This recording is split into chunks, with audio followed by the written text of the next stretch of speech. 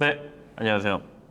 저는 외과 수의사 엄태흠. 내과 수의사 손성지입니다. 반갑습니다. 반갑습니다, 여러분. 오늘 주제가 어떤 거냐면, 동물병원에 다녀왔는데 우리 아이가 마약을 했다고요? 이제 동물병원에서 실제로 동물들에게 사용되고 적용되는 마약류, 이제 약품에 대해서 오늘 얘기를 한번 해볼 거예요. 그쵸.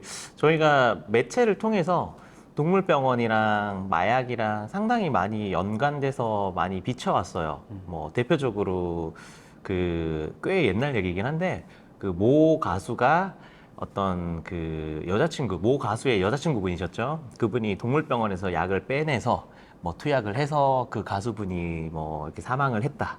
혹은 뭐 드라마에서 어떤 수의사가 어떤 마취 관련된 뭐 사이코패스 역할을 또 맡은 적도 있고, 그래서 동물병원과 어떤 마약이라는 이벤트가 꽤나 많이 좀 비춰지긴 했어요. 그렇죠? 지금까지. 그러면 실제로 이게 마약이라고 하는 게 사람 의사들만 사용을 하고 그렇게 하는 게 아니고 동물병원에도 있나요? 맞습니다. 일단 요거는 저희가 단호하게 말씀드릴 수 있는 게 동물병원도 향정신성 의약품이랑 마약을 취급합니다. 마약류 의약품이죠. 그럼요. 이제 실제 뭐 이런 마약이라기보다는 그래서 오늘 얘기해 볼 거는 한 세 가지 정도를 얘기를 해볼까요? 그렇죠. 되게 대중적으로 많이 알려졌고 여러분들도 이제 얘기하면은 알만한 그런 약품들을 동물병원에서 실제로 사용을 하고 있고 실제로 환자들 몸에 우리가 투약을 합니다. 그 목적이나 뭐 이런 거는 당연히 이제 의료적인 이제 그럼요. 목적이니까. 네. 그래서 이제 첫 번째로 사실 얘기해 볼 거는 진짜 뭐 제일 유명하죠. 그냥 살면서 반드시 이제 들어봤을 흔히 그렇죠. 얘기하는 이제 우유주사 네.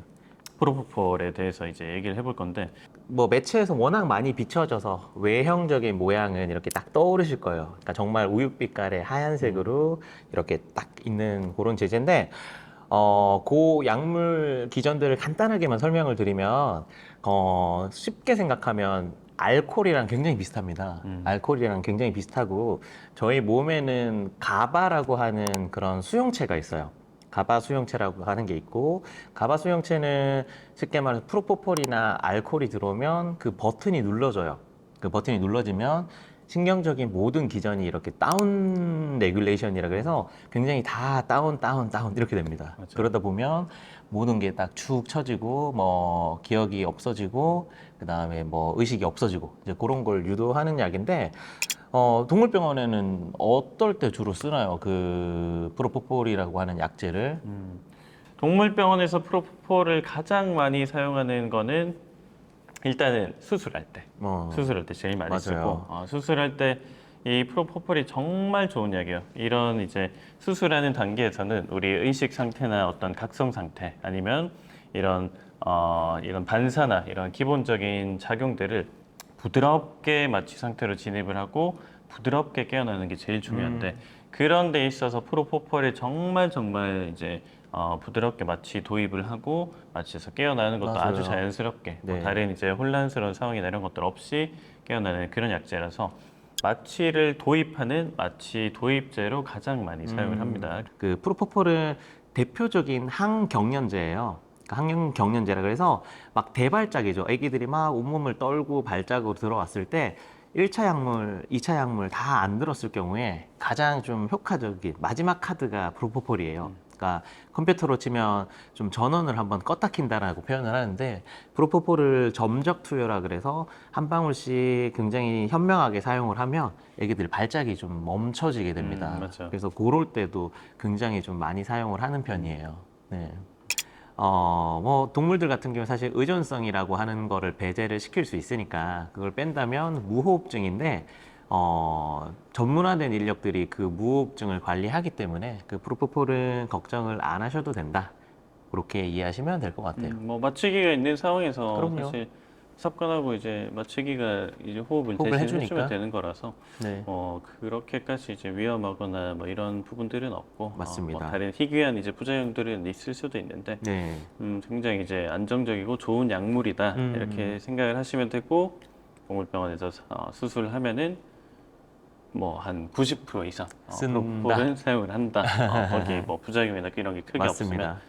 우리 아기가 수술을 하고 왔으면 프로포폴 맞고 한숨 잘 자다가 수술하고 왔구나 이렇게 생각을 하시면 될 것 같아요. 그러면 이제 우리 두 번째로 얘기해 볼 약물은 케타민. 케타민 어디서 들어보셨어요? 케타민은 뭐 저야 병원에서 제일 많이 듣겠죠. 근데 뭐 그거는 재미없으니까 그 외적인 거라면 어쨌든 저게 이제 스페셜 K라 그래서 되게 미국 쪽에서 문제가 많이 됐던 마취 약으로 알고 있습니다. 네, 막 클럽 약물로 해가지고 그렇게 많이 들었었거든요. 그래서 케타민 좀 뭐 일하시거나 이렇게 좀 들어보신 적 있으세요?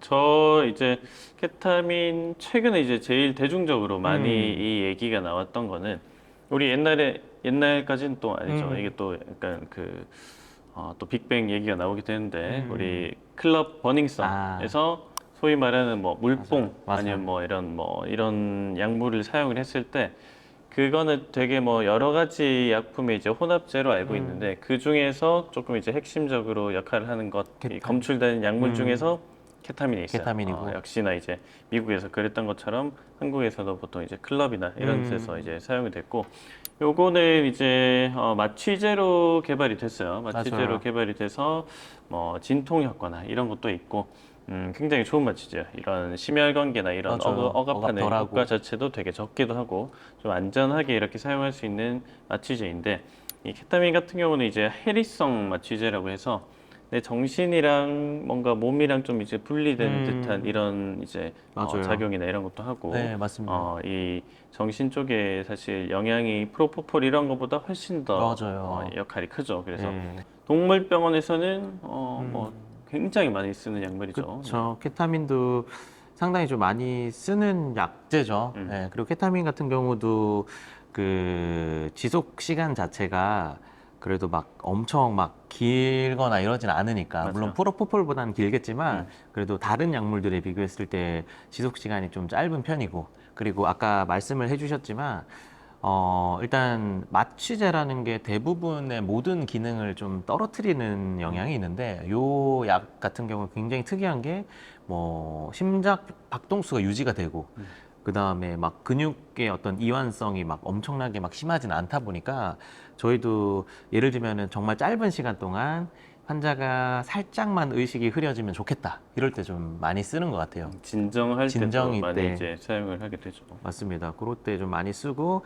그리고 예를 들면은 뭐 다른 마취약을 좀 쓰다가 한 5분, 10분 정도만 좀 더 길게 유지를 하고 싶다. 맞아, 그럴 맞아. 때 추가적으로 조금 애드온 한다 그러는데 조금 추가적으로 넣을 때, 그럴 때 참 좋은 약제인 것 같아요. 그래서 정리를 하자면 마취 유도할 때 많이 사용을 하고, 네. 그리고 마취를 조금 더 이제 연장하거나 맞아요. 환자들한테 이렇게 사용할 때 많이 하고, 이게 프로포폴보다 수술 중에 사용하는 약제로 조금 더 좋은 부분은 일단은 심혈관계 맞아요. 이런 심장 쪽 기능을 떨어뜨리지도 않고, 얘는 또 진통 효과가 같이 있어요. 네. 프로포폴은 진통 효과가 없거든요. 없고, 이 맞아. 아프거나 이런 것들은 통제를 못 해주는데, 케타민 같은 경우는 이제 통증이나 이런 것도 잘 억눌러 주기 때문에 수술 중에 이제 우리 실제로 뭔가 이제 외과적인 이제 수술 중일 때 맞아요. 내가 뭐 다른 피부나 뭐 이제 장기나 이런 쪽 수술을 할 때 케타민 사용하면 사실 굉장히 이제 좋은 약물인데, 네, 맞습니다. 그래서 케타민은 아까 말한 것처럼 마취 유도나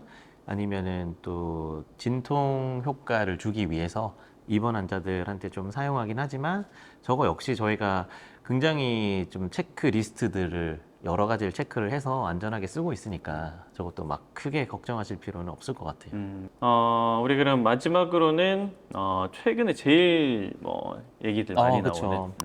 펜타닐, 이 네. 펜타닐에 대해서도 얘기를 해볼 건데, 펜타닐도 이제 동물병원에서 사용을 하고, 요거 같은 경우는 이제 분류가 조금 더 달라요. 앞에 맞아요. 얘기했던 것들은 이제 향정신성 맞아요. 의약품이라고 해서 정신 쪽에 이제 영향을 줄 수가 있는 그런 약물들이다라고 하면은, 펜타닐 같은 경우는 완전히 이제 마약이죠. 마약류로 이제 분류가 되어 있고, 이제 마약류 쪽 의약품인데, 이 약물을 사용을 했을 때 굉장히 이제 진통 효과나 이런 게 엄청나게 강하죠. 네. 일반적으로 우리 사용하는 모르핀이나 이런 것보다 한 100배 정도 더 강한 이제 진통 맞아요. 효과를 우리가 이제 누릴 수가 있고, 뭐 동물병원에서 사실 펜타닐을 어디서 제일 많이 쓰나요라고 하면은 진통제로 일단 제일 많이 쓰고, 이게 정말 이제 좋은 것 중에 하나가 이 고양이들한테는 진통제 사용하기가 굉장히 까다롭거든요. 고양이들이 이제 신장 기능이나 이런 것도 다른 이제 동물들에 맞아요. 비해서 좀 약한 편이고, 네.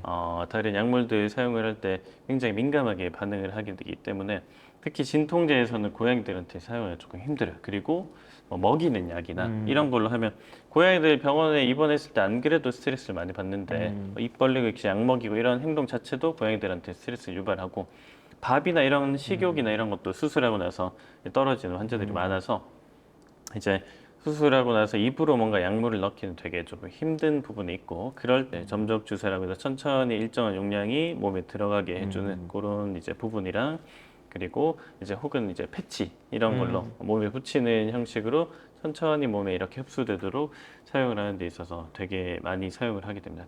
정말 수술하고 나서 고양이 진통하는 데는 정말 이만한 약물이 없는 것 같아요. 그렇죠. 펜타닐은 거의 뭐 단일 용법이죠. 막 진통을 위해서만 거의 쓴다라고 생각하고 진통도 단계가 1단계, 2단계, 3단계가 있는데 케타민 칵테일의 진통제가 한 2단계라면 펜타닐은 3단계입니다. 그러니까 진짜 극심한 통증이 있을 때 펜타닐을 적용을 좀 하는 경향이 있는 것 같아요. 맞아요. 그 이외에는 우리 말기 암 환자들 사람 쓰는 거랑 똑같아요. 맞아요. 정말 어떠한 웬만한 진통제로는 이런 통증 자체가 이제 제대로 맞아요. 이런 컨트롤이 안 되고 삶의 질이 되게 떨어지는 이런 맞습니다. 환자들에서 이 쉽게 붙일 수 있는 이런 패치 형식이나 이런 걸로 보호자분들이랑 시간은 집에서 보낼 수 있고 대신에 좀 덜 아프고 좀 이 삶의 질을 훨씬 더 나아지게 할 맞아요. 수 있는 그런 데서 이제 사용을 많이 하게 되는데 그래서 이런 펜타닐 같은 경우는 병원에서도 되게 엄격하게 관리를 맞습니다. 하죠. 네. 가장 엄격하게 관리를 하고 그 저희 이제 강아지 고양이들 같은 경우는 실제로 자기가 왜 아픈지도 몰라요. 그러니까 자기가 왜 아픈지도 모르고 그러다 보니까 통증이 극심하거나 이럴 경우에 사람보다 훨씬 더 스트레스가 더 큰 편입니다. 그래서 그 스트레스는 결국은 건강을 악화시키고 궁극적으로는 사망에도 이르기 때문에 반드시 진통이라고 하는 거를 신경을 써줘야 되고 통증 관리는 정말 맞습니다. 좀 그죠. 정말 첫 어. 번째로 저희가 케어해야 되는 부분이고 그런 것들을 하기 위해서 지금 방금 말씀드렸던 뭐 펜타닐 같은 제제들이 꼭 필요한 거고 그걸 사용할 때도 저희가 정말 마이크로그램 단위로 굉장히 좀 적게 환자한테 꼭 필요한 정도로 사용하기 때문에 그 부분도 뭐 너무 막 우리 애기가 펜타닐 중독 막 이렇게 생각하시지는 않으면 좋겠어요. 네, 저희가 오늘은 뭐 프로포폴, 펜타닐, 케타민 요 세 개를 필두로 해서 동물병원에서 저희가 사용하는 마약류에 대해서 좀 알아봤고요. 실제로 저희 애기들이 마약을 투약받는 건 맞긴 하지만 네. 굉장히 전문화된 인력들이 굉장히 중요한 모니터 지표들을 가지고 사용을 현명하게 하고 있으니까 너무 걱정 안 하셔도 될 것 같아요. 그래서 환자들한테 꼭 필요한 걸 쓸 거고, 그리고 아까 말한 것처럼 저희 애기들은 이 약품이랑 나의 어떤 통증이 경감되는 요 연관성을 쉽게 짓지 못해요. 그러다 보니까 뭐 의존성이 생기거나 뭐 이런 부분들도 뭐 극히 드물 확률이 높으니까 너무 걱정하지 마시고 정말 현명하게 저희가 잘 쓰고 있으니까 애기들 저희한테 편하게 맡겨주셔도 될 것 같습니다.